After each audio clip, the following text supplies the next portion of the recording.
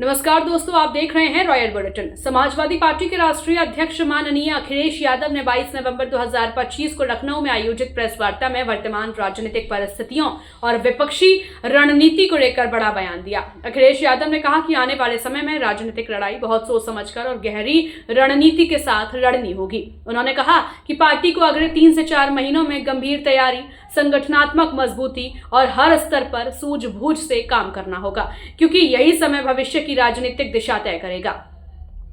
Press वार्ता में उन्होंने भाजपा पर सीधा हमला बोलते हुए एक पुरानी घटना का संदर्भ दिया। अखिलेश यादव ने कहा, हमें यह लड़ाई बहुत समझदारी, गंभीर तैयारी और गहरी सूझबूझ के साथ लड़नी है। कुछ लोगों को याद होगा कि जब नेताजी को हटाने की कोशिश की गई थी, तब भाजपा और उसके नेताओं ने कहा था कि उन्होंने सड़न काट कर निकाल दी। इसलिए आज के समय में हमें भी वैसी ही रणनीति अपनानी होगी। इस प्रेस वार्ता को सपा संगठन और कार्यकर्ताओं के लिए एक मजबूत संदेश के रूप में देखा जा रहा है। अखिलेश यादव ने यह संकेत दिया कि आने वाले दिनों में सपा राजनीतिक मोर्चे पर और अधिक सक्रिय होगी तथा भाजपा के खिलाफ एक धारदार रणनीति के साथ मैदान में उतरने जा रही है। यह बयान राजनीतिक माहौल में नई हलचल पैदा कर रहा है, क्योंकि अखिलेश यादव ने न केवल भाजपा पर तीखा हमला बोला, बल्कि आने वाले महीनों में बड़े राजनीतिक संघर्ष के संकेत भी दिए हैं। कम काम ज्यादा। मैं प्रेस के लोगों का धन्यवाद देता हूं कि आज फिर हम और आप लोग बैठ करके बातचीत कर रहे हैं। पिछली बार जब मैं सैफई में था और उस दिन हम लोगों ने तय किया था कि 22 नवंबर 2026 को आज ही के दिन अगले वर्ष नेताजी का जो सैफई में मेमोरियल बन रहा है, जब पूरा बन जाएगा तो उसका उसी दिन उद्घाटन करेंगे हम लोग। आज फिर मैं बात आज उनके जन्मदिन पे जब हम सब समाजवादी लोग याद कर रहे हैं कि 22 नवंबर 2026 को नेताजी का मेमोरियल का हम लोग उद्घाटन करेंगे, उसी में कार्यक्रम हमारा बड़ा होगा। आज जब नेताजी को हम लोगों ने याद करते समय लॉ यूनिवर्सिटी जो नेताजी ने कभी बनाई थी, यूपी में इतनी प्रतिष्ठित लॉ को लेकर के यूनिवर्सिटी नहीं थी। जो राम मनोहर लोहिया लॉ यूनिवर्सिटी बनी है वो नेताजी की ही बनाई हुई है। आज उनके बच्चों को मैंने सम्मान किया, जो बच्चे टॉपर्स थे, जिन्हें गोल्ड मेडल मिला था या कोई और मेडल मिला था, उन बच्चों को भी आज के दिन सम्मान दिया, क्योंकि वो लॉ यूनिवर्सिटी नेताजी की बनवाई थी, वो टॉपर थे। उन्हें आईपैड दे करके हम लोगों ने सम्मान देने का काम किया। जब हम आप बात कर रहे हैं, उससे पहले बच्चे मिलकर के उनका सम्मान करके हमने उन्हें जाने दिया। आज जब हम लोग बैठे हैं तो सबसे महत्वपूर्ण जो जानकारी हम लोगों को मिल रही है, जब बातचीत कर रहे हैं कार्यकर्ताओं से, नेताओं से, और जो जानकारी दे रहे हैं, समय समय पे पार्टी कार्यालय को भी सूचित किया जा रहा है। अभी सुबह जब एक हमारे विधायक ने फोन किया, उन्होंने कहा कि जो बीएलओ हैं, जितना उन्हें सहयोग करना चाहिए वो सहयोग नहीं कर रहे हैं। एक जगह वो बैठ जाते हैं, उसके बाद वो उन्हें ढूंढिए आप लोग, तब मिलेंगे, नहीं मिलेंगे। लेकिन सच्चाई ये है, जब बिहार का चुनाव देख लिया, बिहार के बाद जो अखबारों में लिखा गया, सोशल मीडिया पे जो आया या अन्य माध्यमों से जो जानकारी मिली है, वो जानकारी ये मिली है कि उत्तर प्रदेश और वेस्ट बंगाल में बड़ी तैयारी है भारतीय जनता पार्टी की, और चुनाव आयोग से मिलकर के है। क्योंकि चुनाव आयोग की तरफ हम देखते हैं तो हमें उम्मीद है, करते हैं कि वो निष्पक्ष होगी, वो संस्था निष्पक्ष होगी, वो हमारी किसी भी शिकायत का निराकरण करेगी। लेकिन सुनने में आ रहा है कि 2024 की हार के बाद सबसे ज्यादा भारतीय जनता पार्टी और चुनाव आयोग फोकस कर रहा है वेस्ट बंगाल पर और उत्तर प्रदेश पर, अन्य स्टेटों पे भी जहां पर बीजेपी की सरकार नहीं है, उदाहरण के लिए तमिलनाडु जहां चुनाव आने वाला है। लेकिन सबसे ज्यादा फोकस, सबसे ज्यादा टारगेट और टारगेटेड जो चीजें हो रही हैं वो उत्तर प्रदेश और वेस्ट बंगाल में हो रही हैं, जहां पर चुनाव आयोग से हमें उम्मीद थी, अगर आपको याद हो पत्रकार साथियों, कोई चीज ऐसी नहीं जो हम लोग कह रहे हो आउट ऑफ वे जाके कह रहे हो। जब बाई इलेक्शन हुआ तो हम लोगों ने चुनाव आयोग का रोल देखा है। बाई इलेक्शन उत्तर प्रदेश के जब हुए, रामपुर का पार्लियामेंट इलेक्शन हुआ, उस समय हम लोगों ने रोल इलेक्शन कमीशन का देखा है। तमाम शिकायतें की गई, लेकिन उस शिकायतों पर कोई कार्रवाई नहीं हुई। उसके बाद जब एसआईआर की बात आई तो उस समय हम लोगों ने वो सूची दी थी जिसमें 2022 में से पहले जिनका वोट था और 2022 में वोट नहीं डाल पाए थे, ऐसे बड़े पैमाने पर मतदाता जिनका नाम इधर उधर करके डिलीट कर दिया था जानबूझ करके, और जिसके कारण समाजवादी सरकार नहीं बन पाई 2022 में। हम लोगों ने आरोप लगाया था और एफिडेविट भी दिए थे इलेक्शन कमीशन में। उस समय आपको याद होगा कई जिलाधिकारियों ने कुछ बातें कही, लेकिन जब पलट करके हम लोगों ने उनसे वो बातें तर्क रखे तो उनके पास भी कोई जवाब नहीं था। इसलिए जो तैयारी है, सबसे महत्वपूर्ण बात यह है कि भारतीय जनता पार्टी, उनकी सरकार, उनके अधिकारी और चुनाव आयोग मिलकर के ये तैयारी कर रहे हैं कि 2024 में जिन विधानसभाओं में समाजवादी पार्टी जीती है, इंडिया गठबंधन जीता है, उन विधानसभाओं में 50,000 से ज्यादा वोट काट दिया जाए एसआईआर के बहाने। यही यूपी में हो रहा है, यही वेस्ट बंगाल में तैयारी चल रही है। तो इसलिए हम लोग सावधान हैं। हम पॉलिटिकल लेवल पर, अपनी पार्टी के स्तर पर सभी कार्यकर्ताओं को आपके माध्यम से, अपने संगठन के लोगों को आपके माध्यम से ये अपील भी करते हैं कि पूरी जिम्मेदारी के साथ ये अपनी वोटर लिस्ट ठीक करें। जो वोट है, जो बनना चाहिए वो बनवाएं, बीएलओ से मिलकर के करें, और जहां कहीं नाकामी या जिस तरह की शिकायत मिले वो पार्टी कार्यालय तक जरूर पहुंचें। इधर जो शिकायतें मिली हैं, हम बड़े पैमाने पर शिकायतें हैं, मैं श्रीवास्तव जी जो ऑफिस में देख रहे हैं, मैं उनसे कहूंगा कि वो जरूर ब्रीफ करें।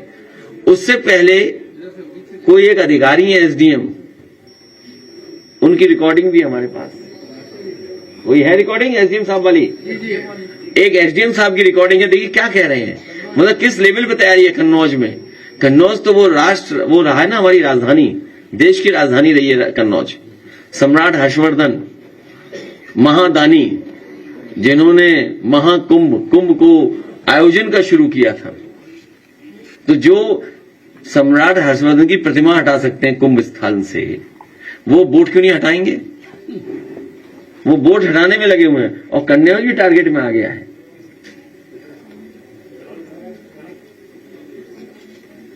और मैं पहले भी बता चुका हूं कि पोस्टिंग ट्रांसफर समाजवादी पार्टी, हाँ चलाइए इस बताएं। मैडम एक ये शिकायत आ रही है कुछ बूथों पे, जो एफआईआर फॉर्म है जिनका 2003 में नाम है, उनको भी सी कैटेगरी में फीड कर रहे हैं, अपलोड कर रहे हैं बीएलओ। जो जी हाँ जी इसके लिए हम एक्चुअली एक मीटिंग भी करना चाह रहे थे जी ऑफिस में। इसमें दरअसल बात ये है, अगर आपके हो कोई और कार्यकर्ता वगैरह तो उनको बोलिएगा, उनको भी अगर ये डाउट हो तो ऑफिस में आके मिल लें, इलेक्शन ऑफिस में। इसमें दरअसल बात ये है कि जो मैपिंग होती है ना, मैपिंग जी 2003 और 2025 की, जी ये 2 इलेक्टोरल रोल्स हैं, जी एक 3 का एक 25 का। जी अब चुनाव आयोग की तरफ से कुछ जिले ऐसे हैं, 18 जिले, जिनकी 2003 और 2025 की मतदाता सूची की मैपिंग ऐप के ऊपर, जो कि चुनाव आयोग ने बनाई है, उसमें नहीं हुई है। ठीक है। हमारा जनपद उन 18 जनपदों में से एक है। जी तो अब जैसे ही जो हम वो गणना प्रपत्र को फीड करते हैं जी ऐप के ऊपर, जी तो अब गणना प्रपत्र में तो 2003 का डाटा दिया हुआ है, तो हम उसको ए या बी कैटेगरी में डालेंगे। जी जी तो जैसे हम उसमें डालते हैं वो बोलता है नो डाटा फाउंड। अच्छा। नो डाटा फाउंड डालता है तो उसका मतलब ये कि हम उसको भर ही नहीं सकते ए और बी में। जी तो अब गणना प्रपत्र हमें डिजिटाइज भी सारे करने हैं, क्योंकि चुनाव आयोग का आदेश है कि आपको 4 दिसंबर तक 100% डिजिटाइजेशन करना है। जी जी तो इसका मतलब ये है कि हमें उसको किसी न किसी कैटेगरी में तो भरना पड़ेगा। तो हमने ये उससे चुनाव आयोग से पूछा है कि इसको हम सी कैटेगरी में भर के एक रजिस्टर में एंट्री कर लेते हैं, जी और उस रजिस्टर में एंट्री करके हमारे पास ये रिकॉर्ड दर्ज हो जाएगा कि ये वो वाले मतदाता हैं जिनका नाम 2003 में है, पर इनकी मैपिंग नहीं होने के कारण इनको सी कैटेगरी में दर्ज किया गया है, ताकि हमारे पास एक मैनुअल रिकॉर्ड रहेगा इस चीज का, तो अगर भविष्य में हम इसका नोटिस भी काटेंगे तो उसका नोटिस काटने की जरूरत नहीं पड़ेगी। हाँ, यही कंफ्यूजन था कि जब ड्राफ्ट रोल आ जाएगा उसके बाद जब आप नोटिस देंगे तो फिर इनको भी नोटिस जाएगा अगर सी हाँ, तो कैटेगरी। इसलिए हम उनकी एंट्री रजिस्टर के अंदर कर रहे हैं। रजिस्टर के अंदर एंट्री करने का मतलब है कि हम उसको उसके अंदर सीड करके रखेंगे। तो फिर इनकी नोटिस नहीं जाएगी। हाँ, नोटिस नहीं जाएगी, अच्छा, उनकी नोटिस नहीं जाएगी क्योंकि हमने उसको रजिस्टर में एंट्री करी ना उनकी। तो ये एक ऐसा कुछ आप ऑल पार्टी मीटिंग बुला के जिले पे या कुछ ऐसा एक बार बता दें तो थोड़ा कंफ्यूजन दूर हो जाए। हमने तहसील में तो बोला था अपनी एक मीटिंग बुलाई ली जाए, जी जी इतना कर लीजिए, कराते हैं इस चीज को। और जी जी ठीक है मैडम। ठीक है। तो एक तो इलेक्शन कमीशन पॉलिटिकल पार्टीज को एसओपी जारी कर दे कि कैसे क्या करना है। हालांकि नियम बनाए हैं, फॉर्म है, लेकिन फिर भी एक एसओपी जारी करें। और दूसरा, बीजेपी को पता है कि कब शादियां ज्यादा होती हैं, उसी समय ऐसा करा रहे हैं। इस समय वो है, सब बारातें शादियों में हैं। बताइए कितनी बारातें शादियां हैं, कार्ड हम देखें, इतने कार्ड आते हैं हमें। और इसी समय जानबूझ के किया जिससे कि यूपी में वोट कट जाए। तो हमारी मांग यह है कि एसओपी के साथ साथ एसआईआर के लिए समय बढ़ाया जाए कि यूपी सबसे बड़ी स्टेट है, सबसे इंपॉर्टेंट स्टेट है, पॉलिटिकल इंपॉर्टेंट स्टेट है। और यही स्टेट है जो प्रधानमंत्री बनाता है, यही स्टेट है जहां प्रधानमंत्री जी हैं और अधिकारी किसी और के कंट्रोल में हैं। तो समझ लीजिए अधिकारी क्या करेंगे हमें। इसलिए हमारी मांग है कि एसआईआर का समय उत्तर प्रदेश में और बढ़ाया जाए। अभी चुनाव को समय है, बहुत दूर है चुनाव अभी, हालांकि दिन ज्यादा नहीं है। चैट जीपीटी पे पूछे तो दिन कितने हैं, कोई पूछ के बताया हमें, कोई पूछ के बता दो। 415 दिन, 414 हो गए या एक दिन चला गया। तो आप सोचिए सितंबर में प्रचार शुरू होगा तो दिन कितने बचे हैं। इसलिए हम चाहते हैं समय बढ़ाया जाए जिससे कि यहां की वोटर लिस्ट ठीक बनाई जा सके। और ये जो साजिश है कि हर विधानसभा में उत्तर प्रदेश में, वेस्ट बंगाल में 50,000 से ज्यादा वोट काटे जाए, इस साजिश को नाकाम करने के लिए समाजवादी पार्टी और हम सब लोग तैयार हैं और मेहनत करेंगे। और हमें उम्मीद है कि प्रेस के लोग भी हमारा सहयोग करेंगे लोकतंत्र को बचाने के लिए, संविधान को बचाने के लिए, देश को और मजबूत बने इसका लोकतंत्र, उसके लिए आप भी हमारा सहयोग करें। पूरी तैयारी से नहीं काम करना और उन पे अब क्योंकि दबाव बन गया है, दबाव बनाया जा रहा है और जैसे जैसे टाइम कम बचेगा तो दबाव और बढ़ेगा। क्योंकि जब आप डेटा दिखाते हैं इलेक्शन कमीशन तो 99.48% आप डिस्ट्रीब्यूट कर चुके हो फॉर्म। तो इसका मतलब डेटा में फिर हेराफेरी कर देंगे लोग और कह देंगे यूपी में बन गया वोट सबका या नहीं वोट है और नहीं वोट बना है। और जो उन्हें अपना करना है खेल, जो डकैती, वो अपना कर लेंगे, 50,000 से ऊपर वोट काट देंगे। तो अब जब जनता में हारने लगे, मुद्दों में हारने लगे, विकास किया नहीं है, तो नया तरीका निकाला एसआईआर। कौन सा विकास कर दिया इन्होंने, अस्पताल बर्बाद कर दिए, महंगाई बढ़ा दी, बिजली का बिल ज्यादा देना पड़ रहा है, दवाइयां फर्जी आ रही हैं, खांसी की दवा लेना मत, मौसम ऐसा है कि खांसी हो जाती है।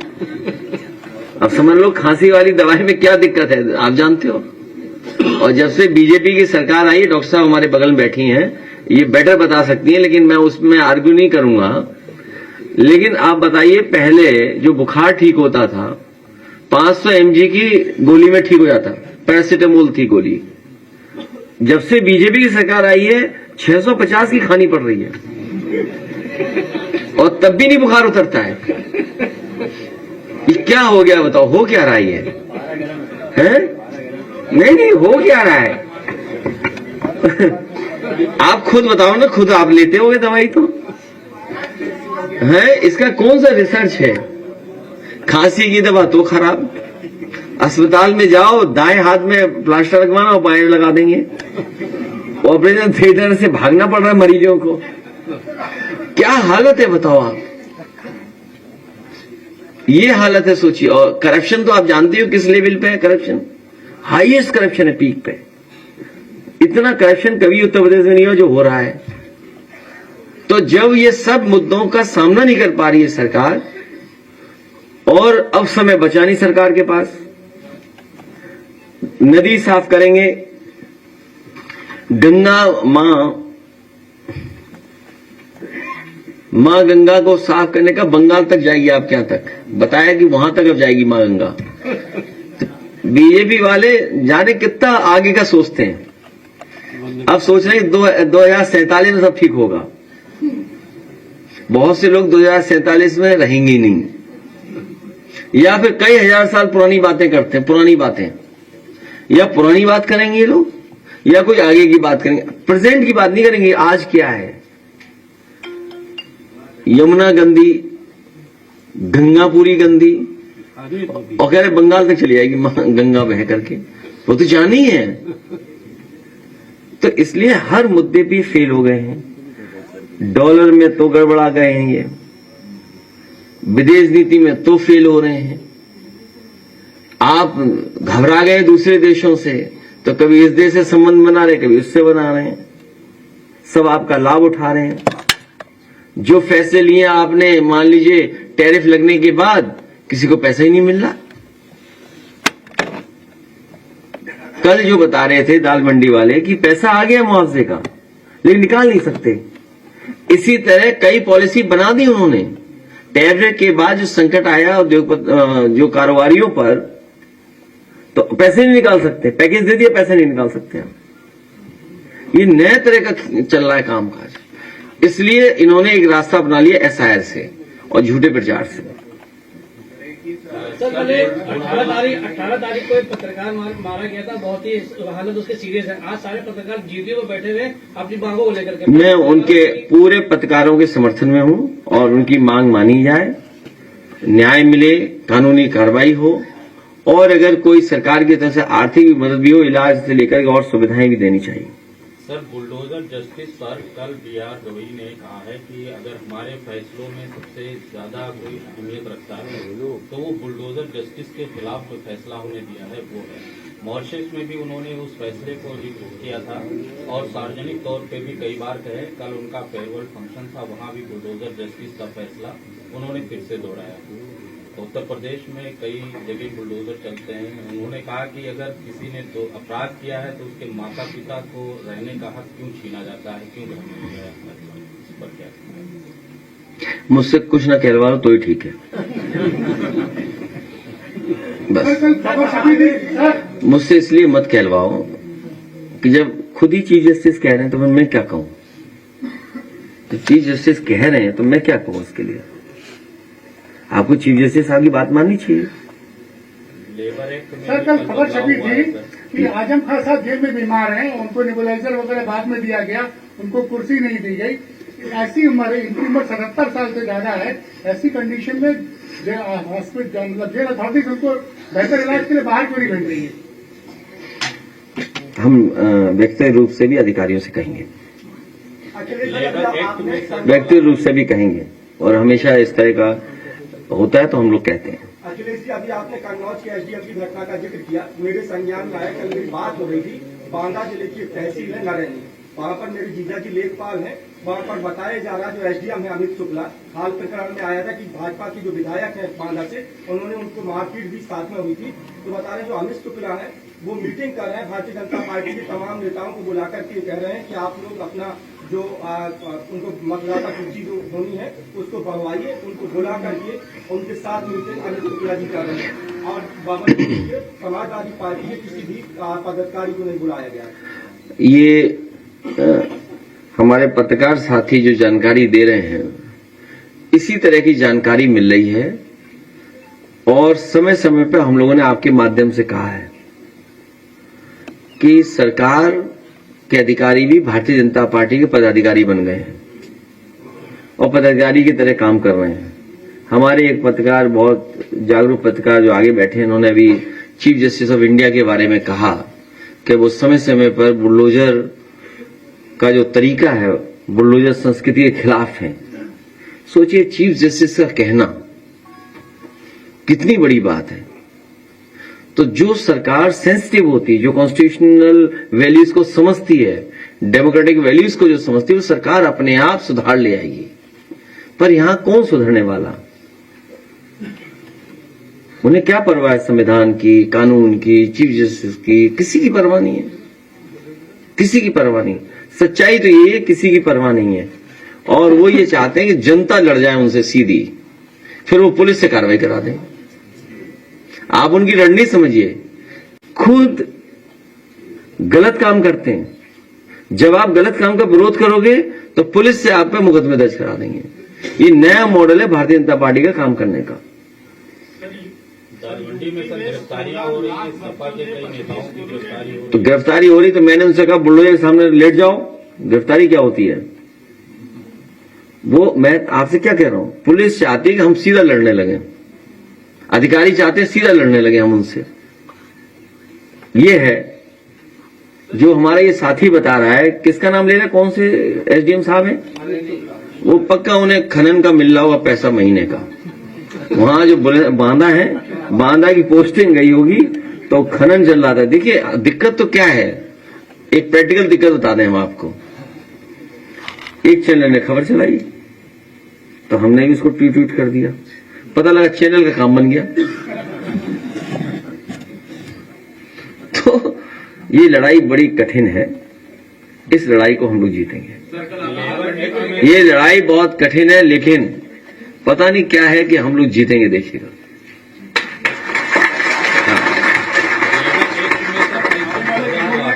ऐसा संशोधन है, कोविड के बाद आपका वेतन नहीं बढ़ा है। ये संशोधन ऐसा है, कोविड के बाद आपका ही वेतन नहीं बढ़ा है, दिखाने के कुछ और है, और हमारे मजदूर भाइयों का सत्यानाश कर देंगे सब कानून। ये उद्योगपतियों के लिए बने हैं, उद्योगपतियों के कंट्रोल में सब चीजें चली जाए। और आपको दिखाई नहीं दे रहा सब क्या क्या हो रहा दुनिया देश में? अभी हम कुछ कह दें तो कहेंगे देश विरोधी हैं। क्यों? क्या आपने टीवी पे नहीं देखा क्या घटना हुई? अभी एक हमने पायलट खो दिया।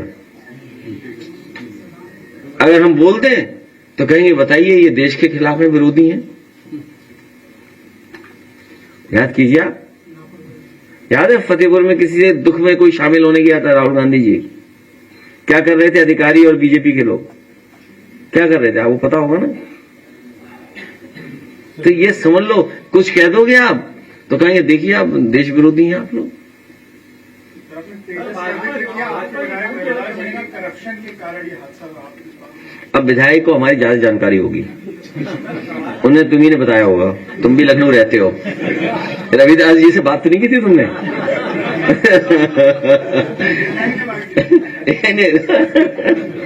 रविदास जी हमारे बहुत लोकप्रिय विधायक हैं, बहुत क्रांतिकारी विधायक हैं, तो उन्हें कोई जानकारी हुई होगी। लेकिन ये देश को ठेस पहुंचाता है। सोचिए वर्ल्ड के वहां पे इतना बड़ा शो हो रहा हो, इतना बड़ा शो हो रहा हो, अब कब रिकवर करोगे आप उस चीज से? अब नहीं रिकवर कर पाओगे। इसलिए हर चीज तैयारी के साथ करनी चाहिए, पूरी फुल फ्लैश तैयारी होती है हमारी। हादसे हो जाते हैं, घटनाएं हो जाती हैं, लेकिन तैयारी के साथ। सोचिए हम कब रिकवर कर पाएंगे? ये जो घटना हुई है, पायलट तो कभी नहीं मिलेगा हमें वापस, बस वो उसके परिवार का दुख तो है ही है, देश का भी बहुत बड़ा नुकसान हुआ है।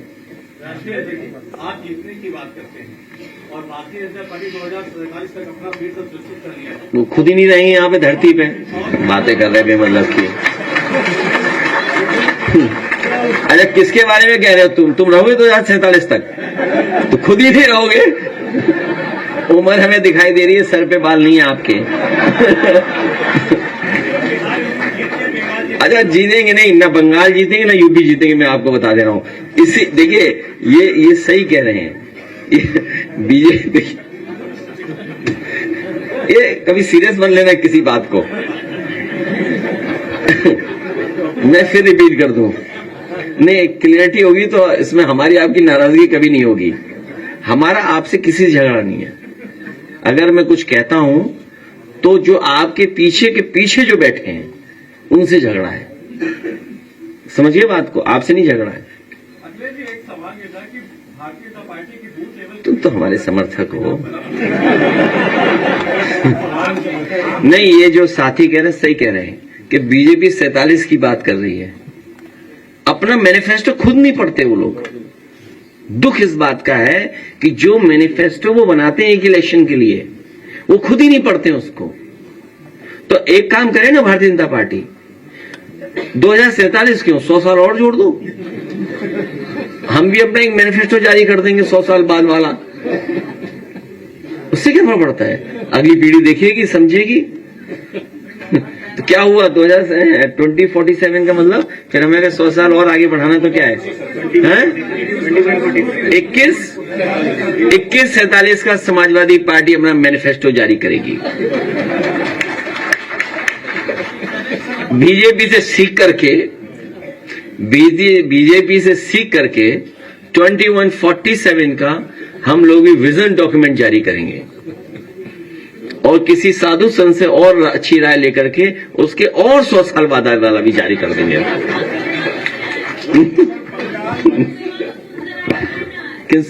शांति रखो, तुम्हें बेमतलब में बैठा लिया हमने।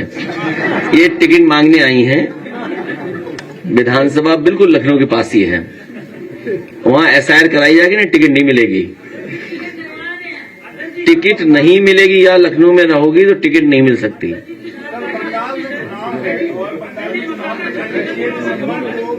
टीएमसी के विधायक ने कहा कि 6 दिसंबर को बाबरी मस्जिद की नींव रखी जाएगी, जिस पर बीजेपी का कहना है कि बाबर लुटेरा तो उसके नाम पर कोई मस्जिद नहीं बननी चाहिए। अरे तुम क्यों बातें करते हो, वो अलग तरह की कोई बात कही होगी। कोई भी धार्मिक स्थान अपना बनाना चाहता है, जैसे हम ही अपना बनाना चाहते हैं, हमारा बन रहा है, उसको रोक लोगे क्या? साजिश कहां से की, उधर दूर पहाड़ों से साजिश कराई, ये पता है आपको? नहीं पता है? ये बीजेपी हर धर्म के खिलाफ है। ये जो बात आप कह रहे हो ना, आप आर्काइव में वो वीडियो निकालिए, कौन खिलाफत कर रहा था वहां जब हम बना रहे थे इटावा में मंदिर? उत्तराखंड के लोग। नहीं, लोग नहीं, उल्टी बातें मत किया करो यहाँ के। उत्तराखंड के लोग, एक लोग हो सकता है उत्तराखंड का है, एक हो सकता है। जब हम बना रहे थे, और मैं सच्चाई बता दूं, चलो ये बात हमारी, इनकी कोई सेटिंग नहीं थी ना, हमारे सेटिंग से आएंगे। जब केदारेश्वर में बना रहा था तो वहां से मेरे खिलाफ प्रेस कराई गई, ये प्रेस कराई गई कि ये मंदिर नहीं बनना चाहिए, और वहां के पुजारियों ने कहा हम प्रेस नहीं करेंगे। तो बीजेपी ने अपना कार्यकर्ता खड़ा किया वहां पे, फिर वहां के मुख्यमंत्री जी से कहलवाया गया। तो बीजेपी हर धर्म के खिलाफ है। बीजेपी चाहती है जैसा वो कहें धर्म वैसे ही अपना लीजिए आप, वो ये कहें वही मानिए आप, वह इतनी सी बात है। हम लोग आईपैड बांट रहे हैं, आईपैड आज बच्चों को दिया हम लोगों ने, एप्पल का आईपैड दिया। हम किसी कंपनी का ब्रांड की प्रचार नहीं कर रहे हैं, लेकिन मैंने ये कहा है समाजवादी सरकार बनेगी क्योंकि जो नई पीढ़ी, नया जमाना जो एआई का आ गया, नई टेक्नोलॉजी आ गई, नई तरह की चीजें हो रही हैं, उससे जानकारी से जुड़ने के लिए अगर हमें कोई और भी चीजें देनी पड़ेंगी तो देने का काम करेंगे हम लोग। तो हम लोग आईपैड की बात कर रहे हैं, और नहीं जानते, कल देखा नहीं था आपने सरकार को कैसे सुन रहे थे, बहुत ध्यान से। कल बहुत ध्यान से सुना जा रहा था, जो भाषण हो रहे थे कल, सरकार पूरा ध्यान से सुन रही थी। आपके मुताबिक यूपी में क्राइम रेट कितना आगे बढ़ गया है? जो डेटा कहता है वो ये कहता है कि सबसे वर्स्ट लॉ एंड ऑर्डर कहीं है तो यूपी में है। आप तहरीर देंगे, आप पे मुकदमा दर्ज नहीं होगा, मतलब आप चाहेंगे अगर तो कहो आपको परेशान करने के लिए आप ही मुकदमा दर्ज हो जाए। और कई एग्जाम्पल है, कई उदाहरण में दे सकता हूं। कल जो दाल मंडी वाले लोग आए थे वो बता रहे थे कि दबाव बनाया जा रहा हम पर, पुलिस हमें बुला करके दबाव बना रही है।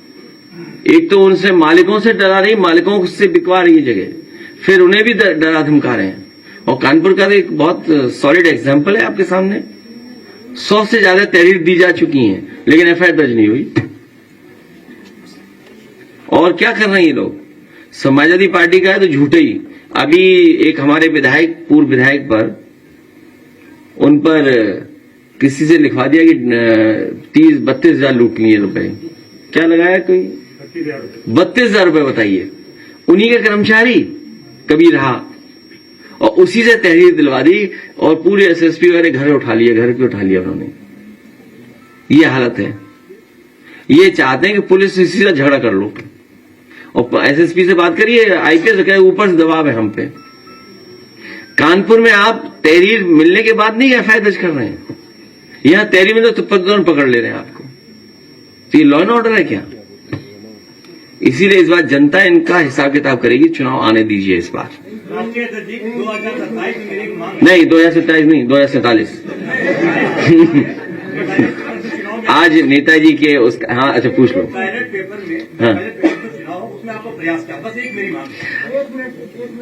हाँ हाँ, ये भी जोड़ देंगे उन्हीं से, दोनों एक ही उम्र के हो। बताओ टोपी नहीं है तुम्हारी? अरे खरीदो भाई टोपी, हमें बताना कहाँ मिलती है, हम बुलवाएंगे अभी। जी जी जी। नेताजी को संघर्ष के लिए जाना जाता है। समाजवादी संघर्ष के रास्ते से देश और समाज को जोड़ने का नया रास्ता निकालते हैं। ठीक है। आपने इतनी बातें कही, आपने आज कौन सा ऐसा संदेश अपने कार्यकर्ताओं को दिया? ठीक है। समाजवादी इन समस्याओं को दूर करें। बहुत महत्वपूर्ण सवाल इन्होंने किया है। एक ही हम कार्यकर्ताओं को और साथियों से निवेदन कर रहे हैं, आज जब नेताजी को हम सब लोग मिलकर के याद कर रहे हैं, नई तरह की लड़ाई छिड़ी हुई है, नए तरह से इलेक्शन लड़े जा रहे हैं। भारतीय जनता पार्टी वो नहीं जो पहले थी, और भारतीय जनता पार्टी का हमें वो याद रखना चाहिए।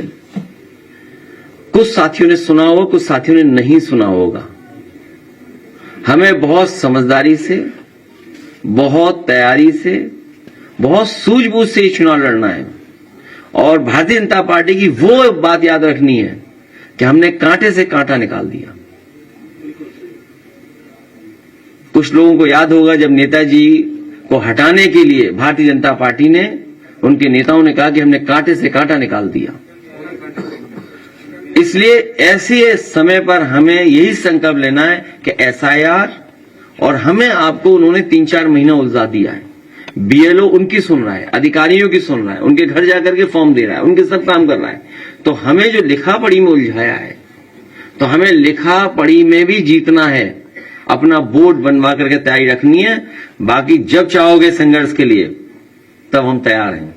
और हमने अपने कार्यकर्ताओं से कहा है, कई ऐसे मौके आए जहां हमें ही कदम उठाना पड़ा, और हम ये जानबूझ करके इसलिए उठाते हैं कि हम अपने कार्यकर्ताओं को बचा रहे हैं, पार्टी को बचा रहे हैं। हम जब चाहे तब जहां से कहो वहां से कूद जाएंगे, बताओ कहां से कूदना है। लेकिन हमें चुनाव जीतना है। कूदने में भी मुकाबला नहीं कर पाएंगे। कुछ लोगों का पहनावा ऐसा है, कूद ही नहीं पाएंगे कहीं। इसलिए आज मैं संदीप यादव को बधाई दूंगा। एक और साथी हैं जो एक भेंट करना चाहते हैं, किताब। संदीप यादव, बधाई इनको कि ये अपने तरफ से कुंभ में भी बहुत इन्होंने सेवा की लोगों की। नेताजी के नाम पर इन्होंने एक स्थान बनाया था, हाँ, प्रतिमा लगा करके लोगों को जोड़ा और सेवा बहुत की। अपना धर्म यही सिखाता है, सेवा। और बहुत सारे धर्म सेवा ही बताते हैं कि अगर हम सेवा करते हैं वो सबसे बड़ी धर्म का रास्ता है। इसलिए इन्होंने आज बाहर लगाया था दूध का स्टॉल। तो हमने कौन जाएगा बाहर दूध पीने, हमने तुम हमारे हॉल में बंटवाइए। उससे पहले जब तक ये तैयारी कर रहे हैं अपने मिल्क की, काऊ मिल्क, मिक्स्ड मिल्क, इनका तो मिक्स्ड मिल्क होगा।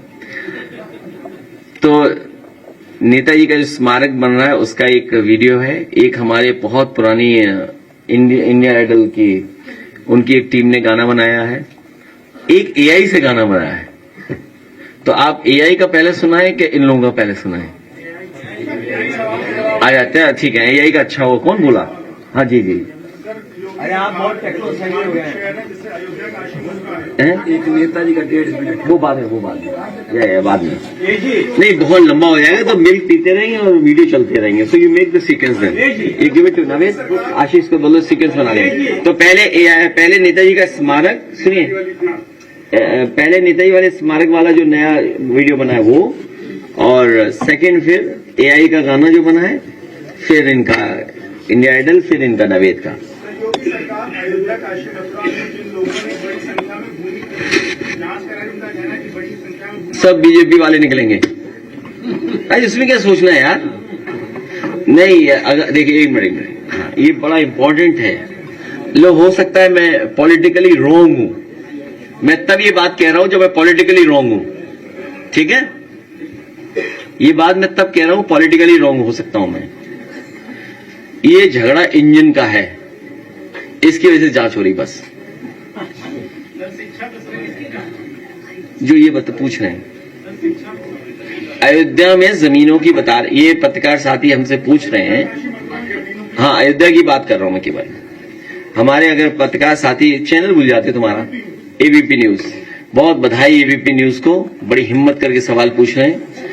मुझे उम्मीद है कि एबीपी चैनल जिन रजिस्ट्रियों की जांच हो रही है उन सभी रजिस्ट्रियों को जारी करेंगे, और अगर ये जारी नहीं करते हैं तो मुझे लगेगा ये भी सरकार से मिल गए हैं। अखिल जी, इधर आप बहुत दिनों से टेक्नो सेवी हो गए, AI, artificial intelligence, chat GPT की बात करते हैं, ऑडियो वीडियो दिखाते हैं, इसका इंस्पिरेशन कहाँ से है? और नहीं, ऐसा है कुछ चीजें। ओ, 2 बच्चे भी आए, आइए इधर आगे आ जाओ। ये सीखने का समय है। देखिए, नई चीज आए तो सीखना चाहिए, और वो कहावत ठीक है ना, गंगा गए तो गंगादास, जमुना गए तो जमुनादास। तो अगर एआई आ गया तो एआई पे बात करेंगे, चैट जीपीटी आई तो चैट जीपीटी से जानकारी कर लेंगे। चैट जीपीटी पे कुछ सवाल पूछ लो, इधर आगे आ जाओ बेटा, आगे दिखोगे या छिप जाओगे। ये देखिए, बस इन्हें टोपी लगानी है, बस समाजवादी बन गए। लड्डू देना है, लड्डू तो। हर न्यूज अपडेट के लिए सब्सक्राइब करें रॉयल बुलेटिन, साथ ही शेयर करना ना भूलें।